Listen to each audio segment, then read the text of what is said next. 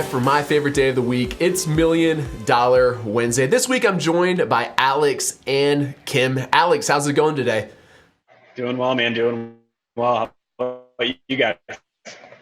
Excellent. I'm doing great. And how about you, Kim? Yeah, I'm doing really good. Looking forward to the holiday season. Absolutely. It's going to be exciting. Guys, today this is session number 18 of the Million Dollar Case Study. I'm sure by now you're familiar with it, but we're building and scaling a $1 million physical products company. This week, to help us on our journey, we've brought on Alex from Empire Flippers. And throughout this session, we're going to be talking about scaling an Amazon business and getting it ready to sell your business if you were choose to do so in the future. So with that being said, I don't want to waste any time. We'll go ahead and get started. Like I said, this is session number 18. At the beginning of every $1 million case study, we do a giveaway where we give away a few prizes like the web app, the extension, or something along those lines. This week we had Cedric, Fala, and Billy win this week's giveaway. And if you're watching a replay, you can enter the giveaway at junglescout.com/giveaway, and we'll be selecting a winner every week for all of 2017 and probably into 2018. With that being said, Kim, why don't you give us a quick Jungle Slumber update? Yeah, I'm really excited this week. I've got some good news updates, Greg. Excellent. So first of all, yeah, that's what we want to hear.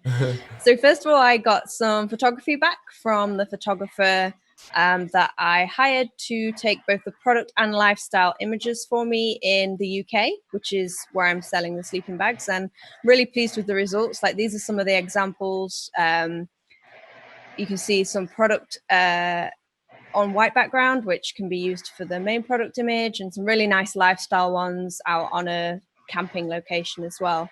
So yeah, I was really pleased with the outcome. I have tons of pictures that I can use for my listing. I could maybe test a few of them in the future to see which ones bring in the most sales. And then there's a link on the slide for the photographer that I used. So it's productsphotography.co.uk. Really nice to work with. They were really communicative with me. They sent me some photos of the locations they was planning to use and asked for my opinion on which one to go for. I sent them a really detailed brief as well. So what I got back was pretty much exactly what I'd asked for. And they even did some extra shots that they threw in there as well. So overall, really pleased with that. Nice. Yeah, I agree. I think the lifestyle photos specifically turned out really nice. They look professional to me. And yeah, I think all around they look good. I think it was a pretty good bang for the buck too. So I'm happy with them. I think they're going to do well. They're definitely better than like most of our competition. So that's always a good thing. Yeah, for sure. And the other updates are that our Amazon Europe account finally got approved. Yay! So we mentioned this in the past few weeks that unfortunately there was a bit of backwards and forwards between us and Amazon to get this approved. And if you're going to take anything from that, it's that you should do this process as early as possible. Don't leave it until the last minute. But we've finally got this sorted out now, which means that I can get my FN SKUs, I can sort out my shipping plans. The inventory is now on its way by both air and ocean. I'm still talking to my supplier on a weekly basis to sort all of these things out. I've created the product listing as well, which is really exciting. And so that means that the launch is sort of full steam ahead, and we should be getting the air shipment should arrive. I think it should be before Christmas because they are shipping that out tomorrow, I believe. So yeah, it's looking good. Fantastic. Took a little bit longer than we had hoped. So I would say the other takeaway with that is that you should just not get discouraged. Just know that with any business, you're going to hit these little bumps and, roadblocks along the way, but you just have to push forward, keep the end goal in sight there and just keep chugging along, because that's going to happen with any business. Cool. Perseverance For sure. So with that being said, guys, I want to introduce to you Alex from Empire Flippers. For most of the rest of this session, he's going to be doing the majority of the presenting. So with that being said, Alex, why don't you take it away? Yeah, thanks, guys. The product photos do look great. I'm really excited see how those perform. So as you mentioned, I am the sales manager here at Empire Flippers. Basically, my job is to make sure and oversee both the sales side and the buy side of our marketplace. My past, I have some experience. I ran basically a conversion rate optimization web design agency for 6 years and did some growth consulting during that time as well. Right now, I am currently in Medellin, Colombia. So if my internet gets a little choppy, sorry guys. I tried to get the best connection I could. And then a little more focused is I do have a background in FBA. So about 4 years ago, I started an FBA in the supplement space. We built that up to, I think by the time I exited, we had 6 SKUs, something like that. And ultimately, I exited that to my partner. Wasn't too passionate about the supplement niche, not a very healthy person. And he was much better suited to kind of run the company. But more importantly, a little bit about Empire Flippers. So what we do is we help others buy, sell, and invest in online businesses. So to date, we've brokered over $40 million in deals. We're growing really fast. So just to give you an example, we're on pace to do right around 20 million this year. So we're scaling pretty quickly. We've been an Inc. 500 company for 2 years running. We sold hundreds of FBA and Shopify stores. And then probably more importantly is we are the largest volume FBA broker online. So we have a lot of experience seeing different size FBAs all the way from $30,000 FBAs to $1.7 million FBAs. Right now we have a $2.2 million FBA on the marketplace. And we'll talk more about that as we kind of dig in. Yeah, guys, so what we're going to cover today on the webinar is FBA Scaling Strategies. And after we talk about some of those, we'll talk about maintaining and growing an FBA business. Then we'll move into prepping and selling an FBA business. And then at the end, we'll talk a little bit about some of our previous sales and give you some actual real world examples of what you can expect. Sound good, guys? Sounds good. Let's do it. Awesome. So the first one may seem a little obvious, but it's a really, really good strategy. Let's say you have a private label, it's doing well, and you're looking for a way to grow it. So the first one you want to focus on is adding more SKUs. So you can kind of do this in 2 different ways. You can either start by diversifying your colors, which we see a lot of our sellers have success with. So if you can add variants, that's a great first option. And then after that, you can kind of focus on similar niche products and kind of develop those SKUs. There's a great little graphic where the median number of products for success for sellers is 10.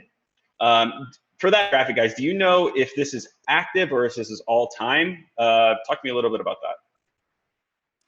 Yeah, so this is actually a cool survey that we did to our audience. And what we did is we kind of like split up these groups into sellers that have had what we consider to be like a significant amount of success. So I forget the exact number, but essentially these people were doing very well and making quite a bit of money. And we did kind of like a statistical analysis of like what they did differently compared to the guys who weren't making much more money. And this seemed to be like the lowest hanging fruit, the easiest way to scale up these companies, which makes sense to us is, that adding more SKUs is an easy and very successful way to, to scale these companies up.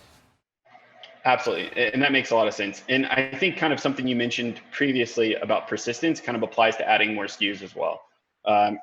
Obviously you want to do as much research as possible using tools like Jungle Scout to figure out, what's a good option to move into.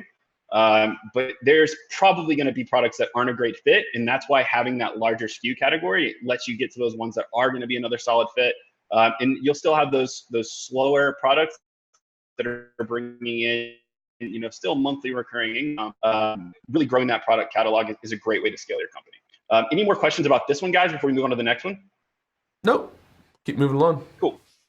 Awesome. So the next one is selling in more than one marketplace. So this seems like a pretty obvious fit for this case study here, guys. We just talked about moving into the UK marketplace.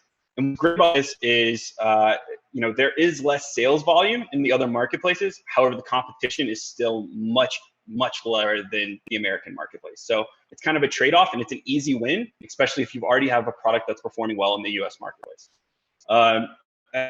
As this graph mentions, over 40% of an increase can be expected by moving to a second marketplace. We see the deals that we sell as well. And it can take a little time. Usually the way it works on our marketplace, at least if we look historically, is most sellers start on the American marketplace, they move to the Canadian, then they move to the EU markets. UK and Germany seem to be the big winners for most of our products. However, they do have those sales trickle in from some of the smaller ones as well. So what are some of the things to consider when you're moving to these other international marketplaces? So one is tax and VAT. So it is a little different, I know, for each of those marketplaces, but this is something that you can easily kind of research into and kind of get your grasp. It's not as difficult as it sounds. Do you guys have any feedback on that since you guys just kind of went through the process? Yeah, actually, we had a great session. I think Kim remembers the number, I don't, about we brought on an expert and we really were able to break it down break down VAT in such a way that was very easy for like our sellers to understand. So if you read a lot of like the general information kind of online about this, it's very much like too broad for Amazon FBA sellers, right? So we do, in the $1 million case study, we have a really good session that really breaks this down. Once you understand VAT and how it applies to Amazon sellers, it's actually not that complicated. What we found was just complicated getting someone to explain it in such a way, that was like very applicable for our scenario. So I wouldn't let this overwhelm you. I think just watching that $1 million case study session, after that, you should feel good about it. It was session 6. Session 6. Thanks, Kim. Yeah. Okay. Yeah, so definitely check that out because that is one of the things that we have to have a lot of conversations around for American buyers who are acquiring companies that sell in multiple marketplaces. Because for an American, VAT seems like this crazy concept, but once they have an understanding of it, usually it's very quick in the migration process where we get everything set up that they need, like the legal and business entities and how the process of importing it works. Because really, as far as importing your product, it's not much different than the American marketplace. You're just literally sending it to a different FBA warehouse typically. And they have the same type of services over there, like third-party companies that can kind of help you with that as well. So that's a great tip and kind of a low-hanging fruit, as you mentioned. The next one here, guys, is to build a website. So this one seems a little more maybe daunting for most people who are on FBA. They might be on FBA because it's an easy to use platform. You don't have to have a lot of technical ability. But the great news here is companies like Shopify really make this process really easy for you. So as again, this great graphic that you guys provided, twice the Amazon profit of those that don't have a website. So there's a lot of important things here. One is we kind of covered the technical ability. To build a Shopify store, if you can use Seller Central, there's a good chance that you can build a Shopify store that can be fulfilled through Amazon still the same way. There's a lot of great plugins that kind of handle it for you. So you can sell on your own site and have Amazon ship things out. The next thing you need to kind of consider here is you will need a bit of a marketing budget. So just like you probably are using Amazon PPC, you're going to need to run ads or build out an organic campaign or something to kind of get traffic to your site. So keep that in mind when you are building out your own site. You can't just create it and expect things to kind of come to you. Just like with anything else, it is going to take a little work. But one of the best strategies here is just deploying a small budget for Facebook ads and kind of ramping that up and testing it on the side, kind of iterating towards success. Another great thing with having your own website is you can actually capture a lot of data. So what some of our sellers have done is they get creative on how they can kind of get their information out of the Amazon ecosystem and can start storing that customer data. So one thing that a recent company has been doing is they offer a guarantee on their product or like a warranty. So if it breaks or something like that, they'll replace it and they'll actually pay like, I think it's up to like $500. It's some kind of like a guarantee. But the reason they do it primarily, it's not because anyone's ever actually claim the warranty or the refund. It's because you have to fill out a card to qualify for the warranty information. So they're building up an email list of interested customers and really they can cross-sell other products too, which is a pretty nifty trick. And then the next thing is you're building your brand. So as consumers get more and more savvy, obviously you're going to look at the Amazon reviews, you're going to look at the photos on Amazon. But let's say you're buying a higher price item and it's not just that immediate kind of just click and buy. They're probably going to check out your website. So having a presence online really helps build the image of your brand's credibility and makes you seem like a much more kind of sophisticated seller. Anything to add to this, guys? No, I think that's really good. Awesome. So method 4, this is something we've heard from a lot of our successful sellers. So this is kind of another, it's a combination with adding more SKUs, but it's a great way to kind of work within Amazon's algorithm to see, what exactly your customers are buying. So it's identifying products that are frequently bought together on Amazon and then talking to your manufacturer or finding another manufacturer to kind of source that product. So for example here, can you talk to us a little bit about the customers who viewed these items also bought on this page? Sorry, you broke up a little bit there. Oh, For the sleeping bags? yeah, so it looks like these are related products that are frequently bought with the products that you guys are selling. Is that right?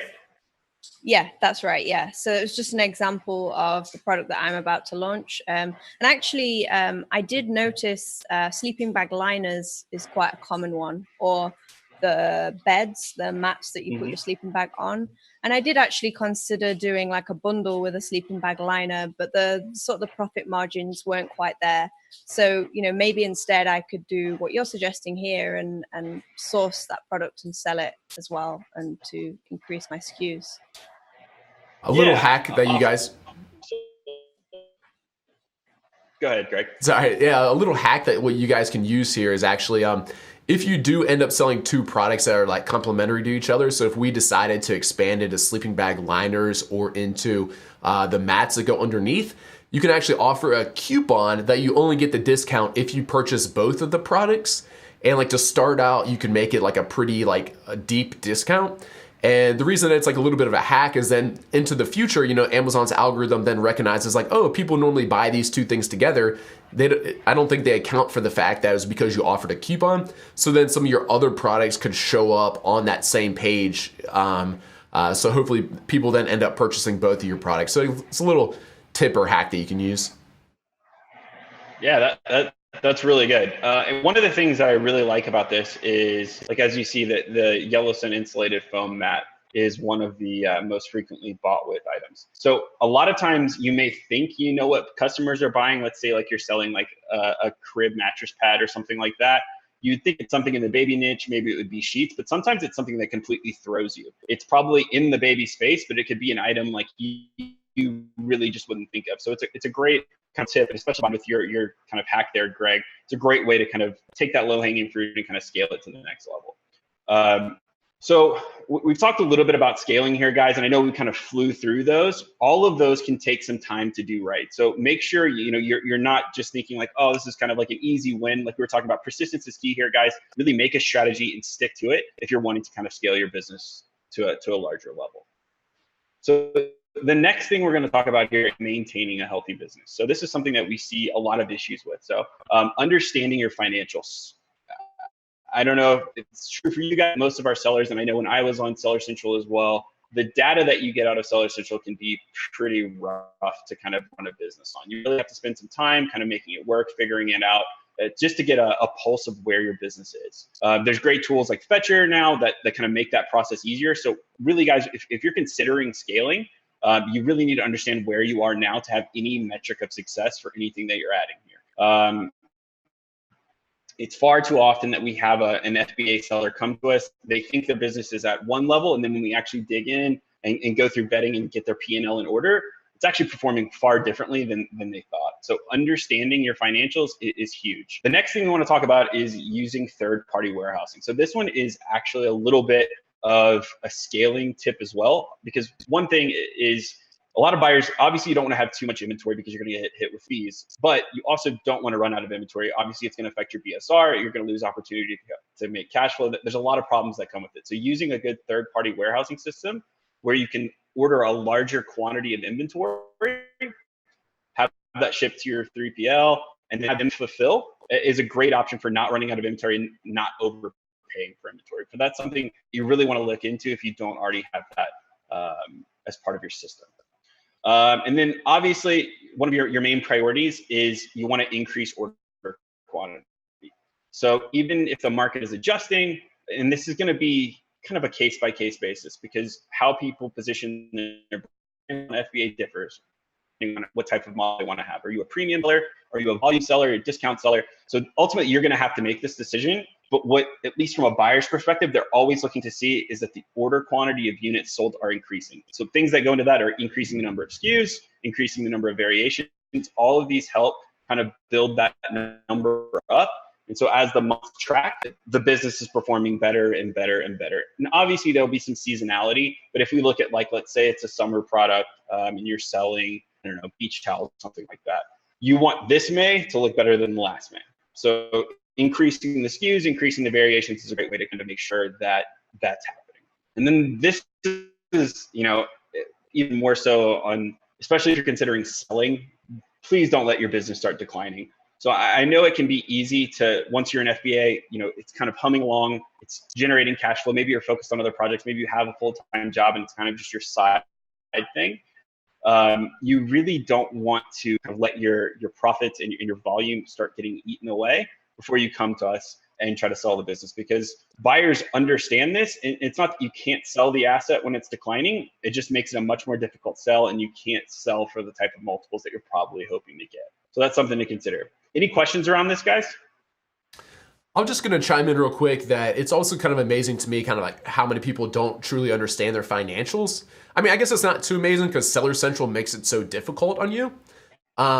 So that's when you really want to be, either you need to be like an Excel like whiz where you can download all these reports and really understand all the numbers, or the other option is using a third-party tool like Fetcher. It's pretty much like impossible to do it without a third-party tool unless you're really good at Excel. But when you only have like one product, it's not really that hard to do. But once you start having multiple SKUs, you really need to be understanding like what you're getting charged, storage fees for, what there's other types of like reimbursements. There's all kinds of these little fees in Amazon that, if you're not using a tool like this and you don't really understand your financials, some products are probably doing better than you think, and others are probably doing worse than you think. So that's just something important to be thinking about as you're growing and scaling these businesses. Yes, as you mentioned, having multiple SKUs makes it more difficult, and being across multiple marketplace also makes it a lot more difficult. It's a little different, so you really need to have an understanding of what everything is actually benefiting you, or how much money you're making per product. So that's a great point, Greg.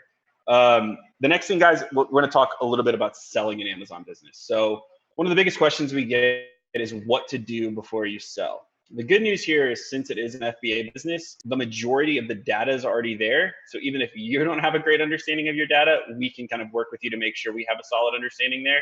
And then the next thing is like, you don't have to worry too much about customer service. You don't have to worry about having all these different kind of protocols. Let's say if it was like an e-com business, it's a lot more complicated of a preparation, because you have to have just more pieces to the puzzle that are making sense. So before you sell your FBA, here are some of the things you should focus on. One is, if you don't have standard operating procedures for customer service or your most answered questions, you really need to get those in place. Obviously, we want you to use some type, or not obviously, but you probably should be using something like a jump send or some type of follow-up sequence.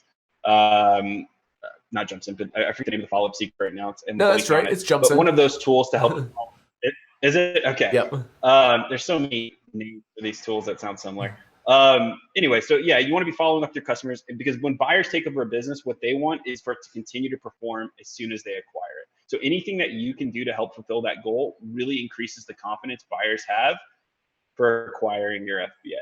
So like I said, managing the customer service is important. Having those third-party systems set up already for like fulfillment or Fetcher or whatever it may be also really help, because it gives the buyer a better picture of what they can expect when they take it over.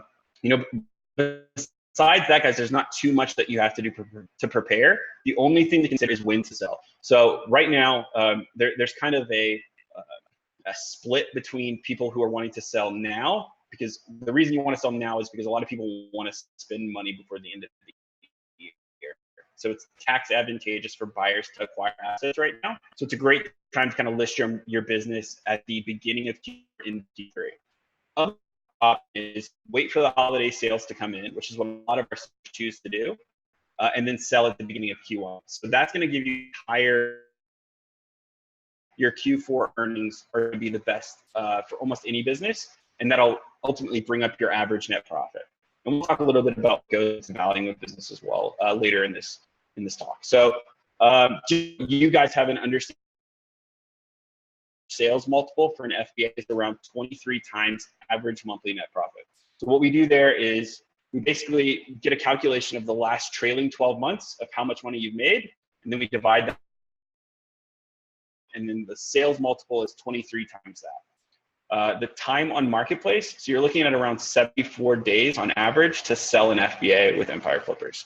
That is a little skewed because basically the larger your deal gets, typically the longer it's going to take to sell, because it's a smaller buyer pool. you have an FBA that's worth $100,000, typically it's going to sell in closer to like for $1 million business like we're looking to do here, you're probably looking at somewhere in between the 3 to 6 month, but it can vary.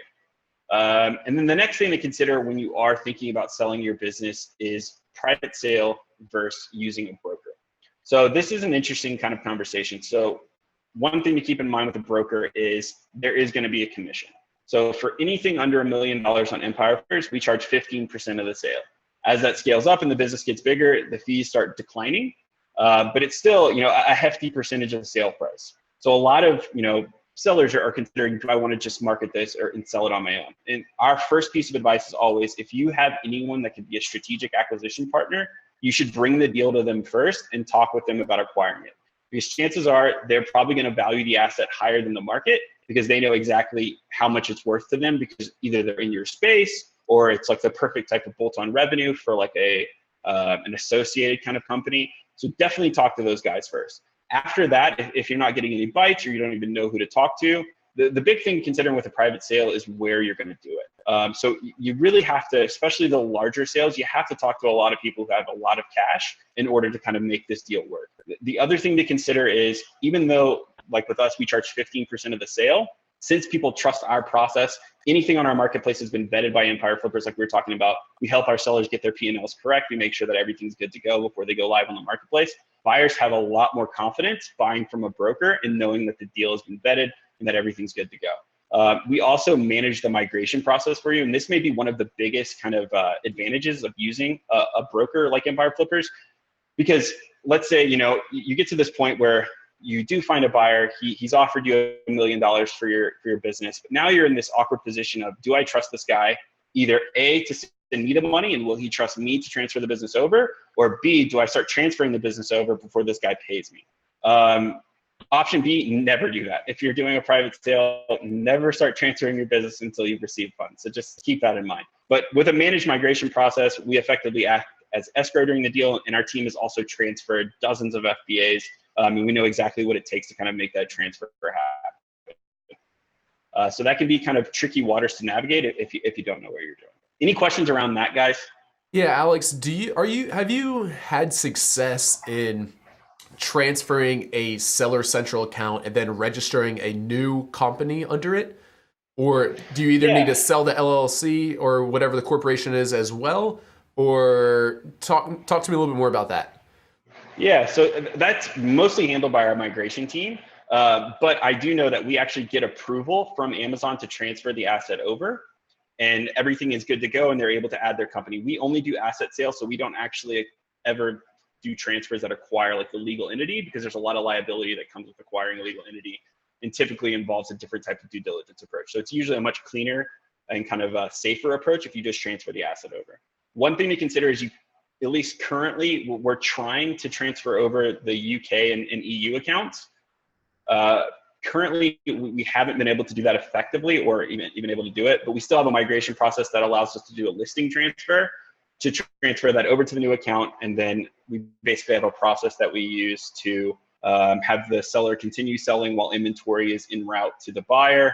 Once the buyer's fulfilled, ready to go, we turn off the seller's inventory and we do a pull order on anything that's remaining. So it can be a lengthy process. It can take anywhere between 4 to 8 weeks to kind of transfer an FBA over effectively. But it is something we've done, as I said, dozens of times, and something that's definitely possible.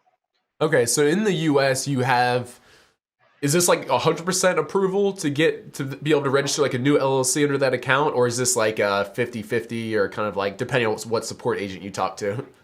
Yeah, so I mean, I think it's a lot of back and forth and talking to different support agents, but our success rate is extremely high. I don't know the specific number, but it's definitely, I would say, north of like 90% or something like that. Okay, cool. Good to know. Sometimes we do have to get creative, but I think it's actually illegal in America. Like we did all of this legal research into this, like to withhold an asset from being transferred, and we kind of use that as our basis in the email that we've structured for like getting the assets transferred over. And it seems to work very well now on the Amazon US marketplace for sure. Cool. Good to know. Thanks. Yeah. And then the next thing, guys, talking about increasing your sales price. So these are all kind of things we discuss. Scaling your business is obviously going to be the biggest factor for increasing that valuation. So the higher your average net profit is, no matter what the multiple is, it's going to increase it. The next thing is the age of the business. That's going to increase your sales price as well, because buyers look for history when they come to acquire an asset. If it's older than 2 years, that's when we start seeing a much better valuation, as opposed to if your business is only a year old, because you really don't have comparison data on how this June performed compared to last June or the June before that. So it's definitely advantageous to have an older business. The younger ones do sell. They're typically smaller. They're typically single SKU or low SKU businesses, but they do sell for a lower multiple because there's more inherent risk in buying this. But it just depends on the buyer. What would you say is the minimum age, so if Alex? You're wanting to learn a little bit more, 12 months. So on our marketplace, we are and we've tried to sell shorter ones in the past, but it's just really difficult because you're not even having like a full cycle, say for seasonal or something like that. Cool. Okay. So to talk a little bit more about your business specifically, if you're wanting to know how much your business is worth, if you go to this link, little icon for FBA specifically, fill out your details there, and it'll give you a really good estimate of what you could expect to sell your asset for. I know this was a lot of stuff kind of packed into this slide here, guys. Any additional questions on this stuff? No.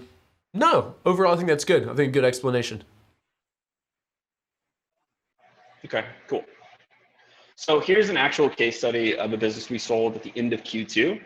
It sold for $1.7 million. It was created in August, UK and Germany, the Amazon marketplaces. It was 100% private label, and it was in the sports niche. The original list price was 1.5 million basically, and then it sold for 1.7, which may seem weird, especially because we're a fixed price marketplace. But what's cool about us is we actually update your sales price each month. So if your business continues to perform well based on the previous month's performance. So some things to consider with this business, and part of the reason why it sold for that 30x multiple you're seeing there is it was 2.5 years old. We were able to use a full year average. So if it was a younger business, or if, let's say, it just kind of hit its stride 6 months in, we would use a shorter pricing window, but that obviously would decrease that sales multiple that we're selling it at. The other thing is, like we talked about, it has over 10 SKUs. So it had 20 plus SKUs. Some of those are variations, some of those are additional products, and then it was sold in multiple marketplaces. And then the other thing is it's an outdoor sports niche, which a lot of people like and see that it's kind of on the rise. So things to consider here, guys, is everything that we're trying to do is around risk aversion for a buyer. So and risk diversification. So one thing to also mention on this specific listing is that I think around 35% of its revenue actually came from its online site. And if you look at the history of the P&L, the first year it was exclusively Amazon US, kind of like we were talking about. They started in a market they knew where the volume was and kind of worked on scaling there. Then they went to the Amazon UK marketplace and started generating more sales there, slowly started growing it there. At the same time, they started launching on Shopify and started kind of figuring out what they needed to do in order to sell on their online site, on their Shopify store. So it's really interesting to see the P&L and see the growth, because at the beginning, obviously, the Amazon US marketplace was making up like 90% of the revenue. And then it was just 5% and 5%. And as it kind of grew, I think it ultimately became like 40% on the American marketplace, 20% on the UK, or 25% on the UK marketplace, something like that. Germany made up an additional, and then the remainder was their online store. And what's cool about that is sometimes you can have higher profit margins if you're selling on your own marketplace. So this is a great example. We did a huge write-up on this. So if you just search in Google $1.7 million FBA case study, I think it's like a 5,000 word write-up on exactly what happened, what to expect, negotiations, all of that. So give that a read if you're interested in learning more about that. Any questions about this example, guys? No, I think that's cool. And I think it's something that a lot of our listeners right now are probably kind of like aspiring towards, right? And it's cool to see that, like, a business after 2.5 years was able to grow to that. And then ultimately they got a big $1.7 million check. So yeah, it's nice to know. And I think something that a lot of people don't think about is, like, with any business, or any, you know, system that's generating you income and profit is like, it is an asset that then can be sold. Yeah. And then with $1.7 million, obviously you can go on and do a lot of things, whether that's, you know, that might be retirement money for some people, or, you know, then you could start another business or whatever else. That's cool. Absolutely. And I think that's a good point that we're talking about. A lot of people don't view their business. You start kind of having that mindset that you might eventually sell your business.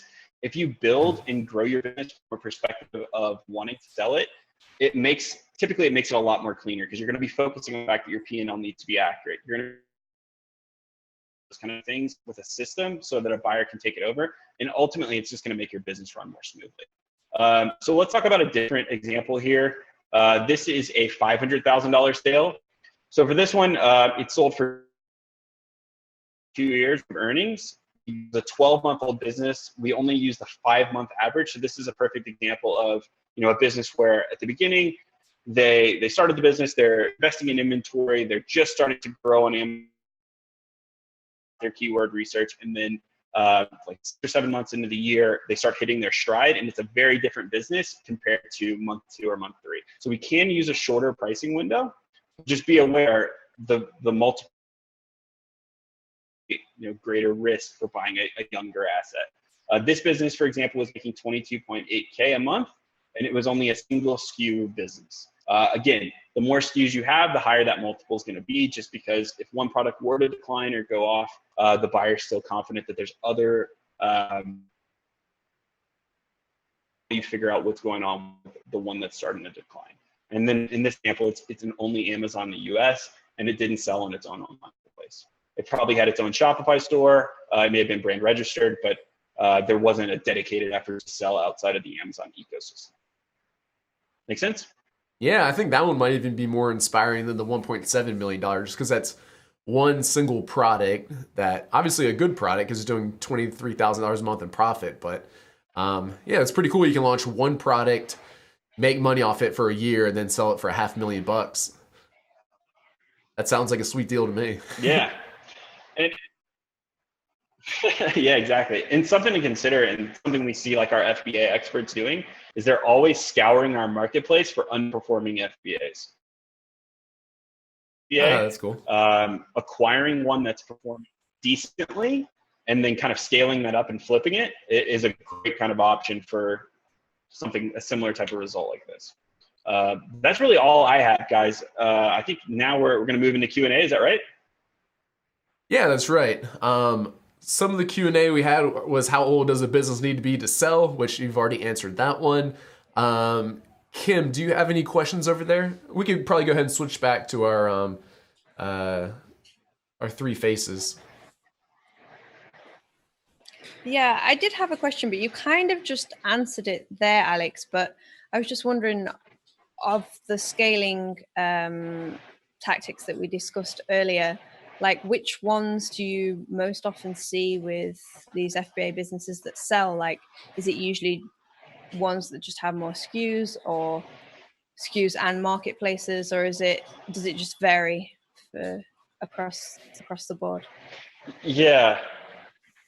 It really does vary. Like, unfortunately, that's a difficult question to answer, because depending on the buyer, they may be looking for different things. So they may be a specialist, or they maybe not even a specialist. They might live in the UK, and so they're like, I can easily bring this over to the UK marketplace. So I'm only looking for a business that's performing well in the American market. But typically, a buyer's always would like to see more SKUs than less SKUs. Even if you're doing like 70% of your revenue from one SKU, that additional 30% of diversification across other products really makes it an easier buying decision. Right. So I guess the advice there would be to, I don't know, scale in a way that's most suitable for you. But as long as you're doing all of those tips that you mentioned earlier, making sure you're running a healthy business, you know your financials and so on and so forth, is sort of the best thing to do if you're aspiring towards this sort of goal.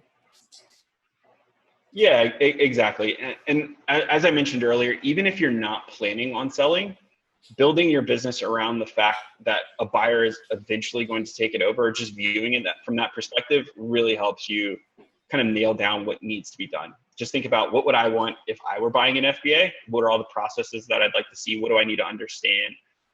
It makes it a more viable business, and it gives you more transparency, which is ultimately what you need in order to grow anything. Yeah. And more options too, right? Exactly. Yeah, for sure. Yeah.